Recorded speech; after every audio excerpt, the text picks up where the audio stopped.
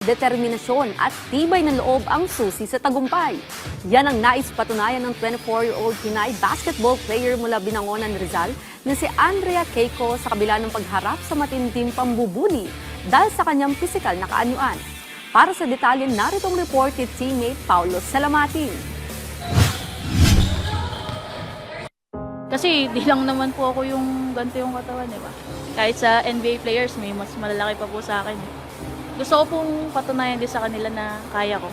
Sa mundo ng basketball na may pisikalan, takbuhan at purong talento ang kinakailangan, isa ang 24-year-old Pinay basketball player na si Andrea Keiko sa mga atletang ginagamit bilang motibasyon ang kaliwat ka ng pangungutya o pambubuli sa kanya ng ibang tao dahil sa kanyang pisikal na pangangatawan. Sa kabila ng bilang ng mga taong hindi naniniwala sa kanyang kakayahan, hindi ito naging hadlang para kay Andrea upang habulin ang kanyang pangarap at pagmamahal sa sport na basketball. Nagsimulang maintriga sa nasabing sport noong high school kung saan puro lalaki lamang nakikita niyang naglalaro nito. Dahil dito, napagpasya niyang mag-try out at maglaro sa kanilang eskwelahan. Sa kanyang determinasyon ay pagpatuloy ang paglalaro ng basketball sa college level. Nagpursige si Keiko na naging parte ng women's basketball team ng Polytechnic University of the Philippines na PUP Lady Radicals simula noong taong 2019 hanggang 2023. Sa kasamaang palad, sa pagtatapos ng kanyang taon sa kolehiyo, puro ligang barangay at ilang commercial leagues na lamang ang kanyang nilalaroan dahil walang professional basketball league sa bansa na nakalaan para sa mga kababaihang basketballista.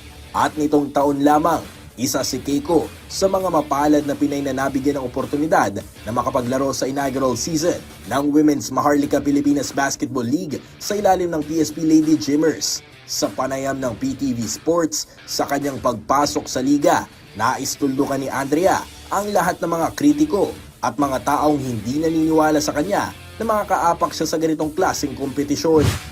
Di ba kasi ganito po yung katawan ko. May mga nambubuli before na hindi makakatakbo. Mga hindi po naniniwala, mga nagda-doubt sa'yo na ganito katawan mo, hindi ka makakatakbo, hindi ka makakatalon, hindi ka makakasabay. So ayun po yung ginawa kong inspirasyon and motivation na hindi po hadlang yung gantong katawan ko para makipagsabayan sa basketball. Ibinahagi rin ni Keiko kung gaano kalaki ang pagtatag ng WMPBL di lamang para sa kanya, kundi sa lahat ng mga babaeng basketballista na nangangarap na may mapuntahan pagkatapos ng kanilang karera sa kolehiyo. Sobrang gandang platform po nitong WMPBL para po sa amin nangangarap. Especially po sa mga future na may mapupuntahan na po after ng college nila. Marami pong may pangarap na ganito, sa gantong liga po. Isa lamang si Andrea Keiko sa mga inspirasyon sa maraming kababaihan sa mundo ng sports. Sa patuloy naman ng paggusbong ng WMPBL at sa suporta ng mga Filipino fans, umaasa si Andrea na mas maraming oportunidad ang magbubukas para sa mga babaeng atleta sa bansa. Paulo Salamatin, para sa Atletang Pilipino, para sa Bagong Pilipinas.